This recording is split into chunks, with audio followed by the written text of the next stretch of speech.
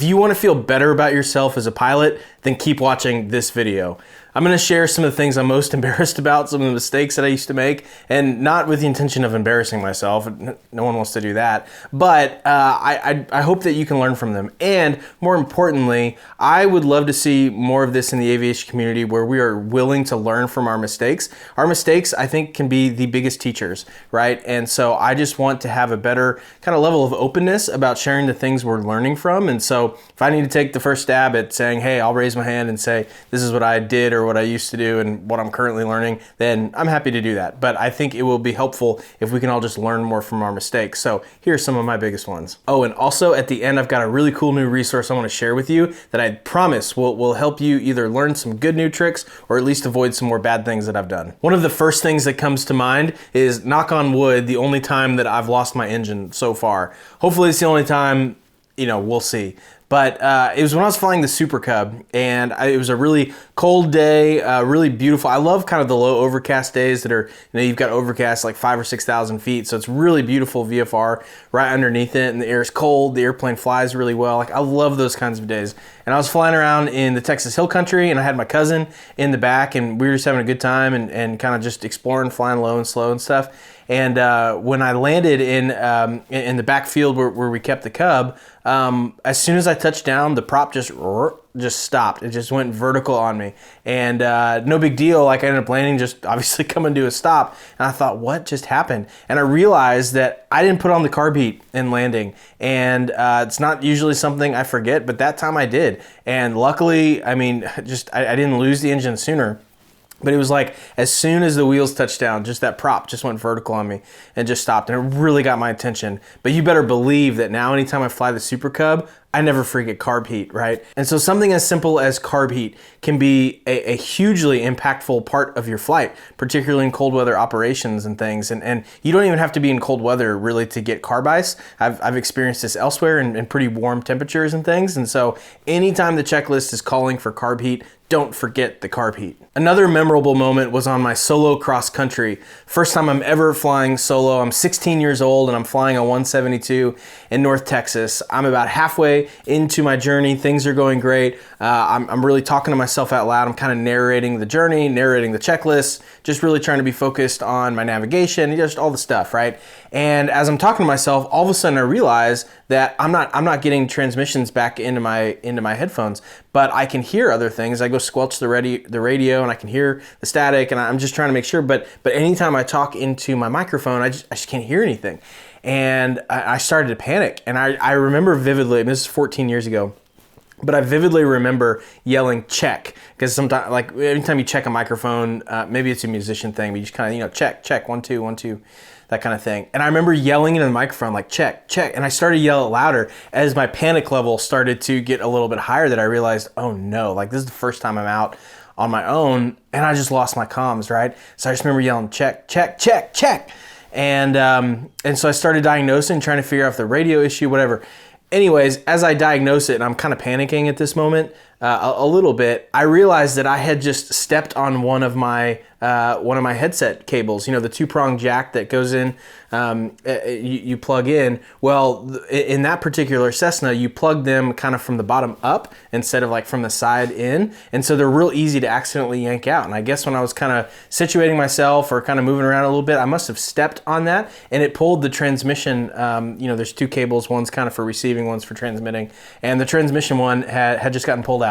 And so I plugged it back in, everything was fine, and that was I was like, oh man, I dodged a bullet. But just not getting panicked in the cockpit and trying to say, okay, if something's wrong, let's diagnose the trail. Like, what are the things that it could be? And let's just not panic. I just kind of learned from that. And I think I overreacted a little bit. Luckily, it didn't end up being a big deal. But that was kind of one of my first scares in the cockpit. And, just a good lesson of kind of how to handle yourself or how not to handle yourself when something like that happens. Probably the most cringeworthy moment that I've had as a pilot is something I've actually done a whole nother video on. It was maybe the only time I've really scared myself by making a stupid mistake in the cockpit. And I'll link that video down in the description. I think it's a valuable one. But the gist of it is that I was flying in the mountains of Idaho, and I let an approach get away from me, and I kept making decisions that I should have, in retrospect, they should have been huge red flags that I could have obviously called off the approach and gone gone around or done something else. And basically where I ended up was I was way too high, way too fast, trying to get into this airstrip in the middle of the mountains with other traffic in the pattern, and I was just all out of place, and I couldn't slow down anymore, and I didn't feel like I could lose altitude fast enough, and there was a moment there where I really felt like a passenger in my own airplane, and that is a terrible, terrible feeling that I don't think anyone should have to experience. And so I hope that you'll go watch that video. I think you might learn something from it, but also I'll mention that if you have an experience that you really freaked yourself out, I bottled that up for a long time before I was willing to talk about it, particularly talk about it on YouTube.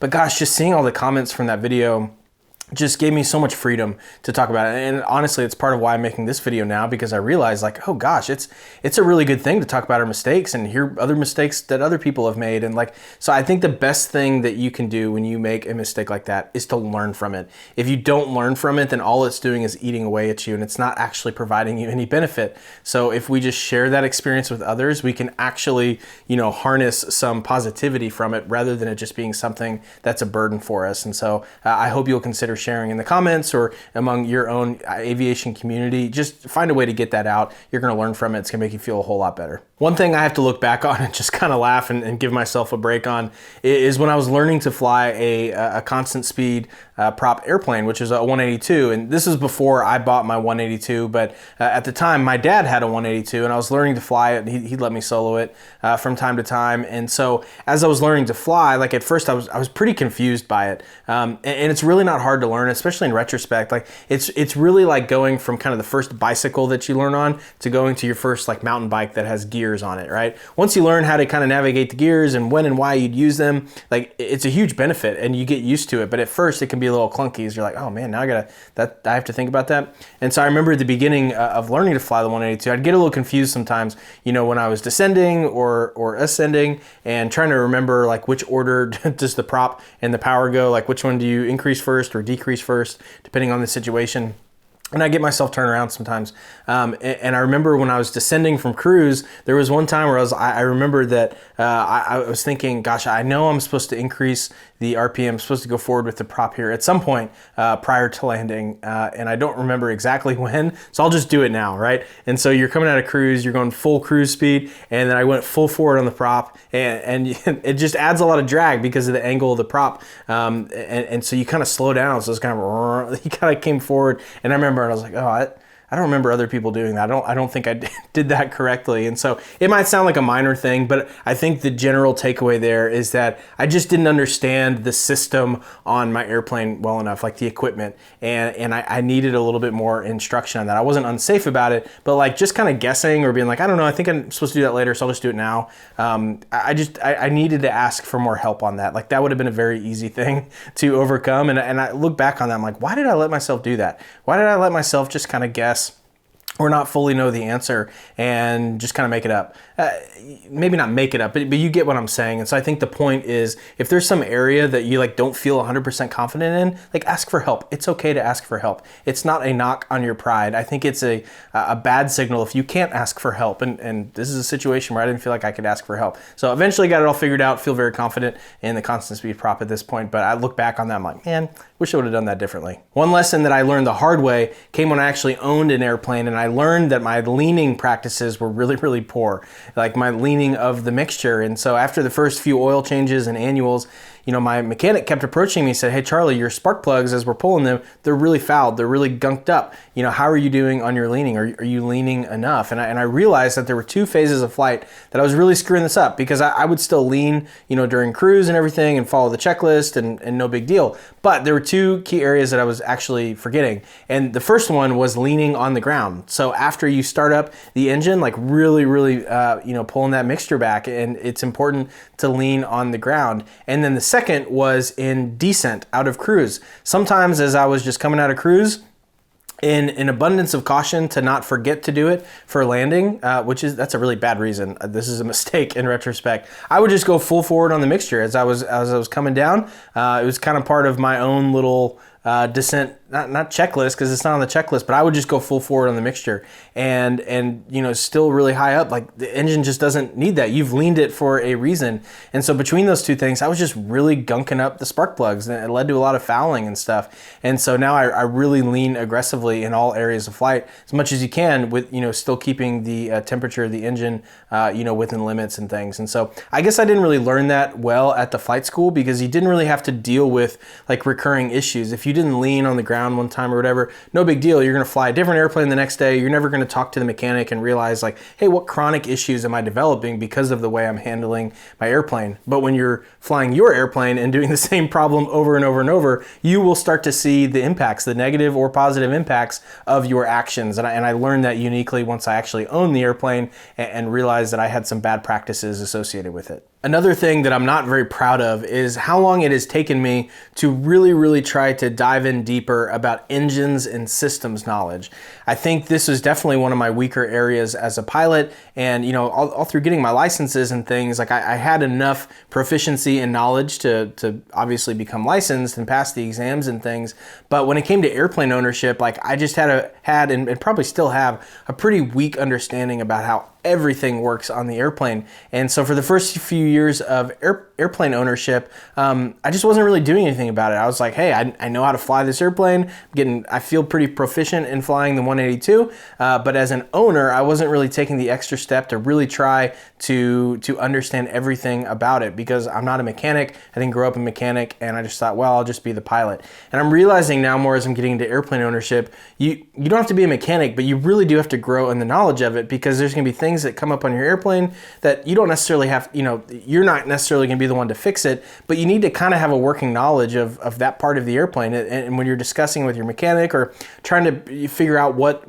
level of preventative measures you want to take towards stuff, like it helps you to have some level of understanding about how that stuff works. And so I'm finally now taking the time, many years into aircraft ownership, to actually take time to read about it. And so there's two books that I really like here that I will link down in the description. There's Mike Bush on aircraft engines, and then there's another aircraft systems book that I really like. And I've been reading those, and that's been really enlightening to me. But I'm a little disappointed in myself that I waited so long into my aviation journey to like really take the time to read this. I mean, I became proficient on what the FAA thinks you need to know to become licensed, but in terms of like additional kind of follow-up education about that, I wasn't very aggressive about that, and I wish I would have, but I'm catching up now. So if you're early on your aviation journey, just start this from day one. It's going to benefit you, I promise. There's another moment that I look back on with some butterflies in my stomach, and it's when I was in the Super Cub and I actually got blown off of the runway when I was landing one time. I think flying a tail dragger is so fun, and it makes you such a better pilot, but there's a lot to be learned from it, and I've actually never told anybody about this, but I did get blown off the runway one time, and I just caught a really untimely gust that I couldn't out control. Probably in retrospect, maybe I could have with some braking, some different things. But basically there is kind of a delicate moment in my experience of when the aircraft is slowing down on the runway and the tail starts settling, right? And so there's a decreasing amount of airflow kind of going over the rudder and the elevator. And so you have like less kind of energy to work with. There's not as much air to work with and control yourself, but the tail isn't yet on the ground. So you don't have the kind of the tail wheel steering. And if you catch a gust in that moment, it's an untimely one because you have less control. You're about to have a lot more control once the tail's on the ground. And so I'm not an instructor. Maybe some of you guys can chime in here. I think what I could have done differently, other than some gentle braking to kind of help with the yaw control, would have been as soon as that tail is settling, you really got to bury the stick in your seat, really, and get that tail back and make sure you've got control of the airplane, because there's just kind of that delicate moment that you really don't want to catch a gust that's really going to give you some adverse yaw and things. So I think that's what I would have done differently. Love to hear y'all's thoughts down below. But I look back on that, nothing ended up happening. I didn't ground loop or anything. It just kind of pushed me off into the grass. Didn't hit any taxiway lights or anything like that, but it pushed me off in the grass, and I got back on. I was like, oh man, that was a bad landing. It just really was. And so not fun to talk about, but I think good to learn from. And so I've got a better appreciation for crosswind landings and really trying to keep the airplane coordinated. So if you've ever been blown off the runway, don't worry, you're not alone. I have too.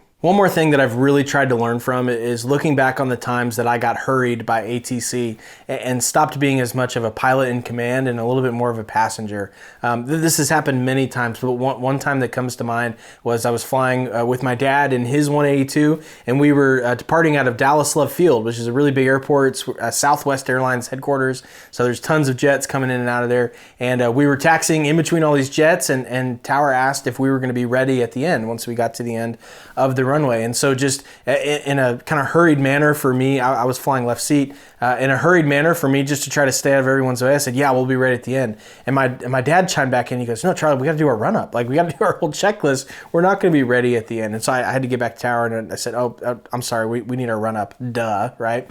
And I just didn't really think, because I was just kind of nervous about being in such congested airspace and trying to get out of the way of these jets and stuff. And like, that's happened other times too, but I think that's a good, simple example of how that can happen, how it's so easy. And so just not being rushed by ATC and trying to really think about anytime they're asking you to do something, taking inventory on what they're asking you to do, and not just kind of replying real quick and trying to appease everybody, but really taking control and ownership of your reply. And so that's just something I feel like I've grown in over time. And so if you're feeling intimidated on the radios or anything like that, I promise it gets easier. I've been there, and I've said some stupid stuff that I learned from that I look back, I'm like, man, that's a little embarrassing. I'm better than that. But hey, you got to learn from it. I think the common denominator in all of these things is just experience level, right? And if you don't have thousands and thousands of hours of flying, I certainly don't, you have no other way to gain that knowledge other than to just keep getting experience. And so that's why I think it's so important to really be honest about our mistakes and the things that we're learning and the things that we're growing in, and learn from other pilots. And so if you'd like to learn more about some of my mistakes and things that I've done well and bad over the years, there's a new resource that I put together, and you can go access it for free at airplaneacademy.com/join. And it's a 5-day email series where I share some of the most impactful lessons that I've learned as an aviator, both in training and in airplane ownership. There's things that I did well that I'm really happy about, things that were taught to me, and there's mistakes I've made, and I really showcase like the top 5 best ones over the course of a few days. And so I hope you'll go sign up for that, airplaneacademy.com/join. And if you've had any kind of embarrassing moments or things that you've really learned from that you'd like to share down in the comments, gosh, I would just love to hear from you. And if there's something that you've been kind of holding in for a while that you want to talk to somebody about and just kind of voice like, yeah, I made this mistake and I'm scared to talk about it, I just encourage you to do so down in the comments below. And I think you'll find there is a really awesome community of aviators here that we all want to learn from each other. And we can just drop our pride and think that, we have to be perfect in flying. We're not. Newsflash, we're just not perfect. And we have to learn, and we can learn faster if we all share those things with each other. So I wanted to try to take the first step and to help us doing that today, but I'd love to hear from more of you guys down in the comments. So thanks for watching. Fly safe out there.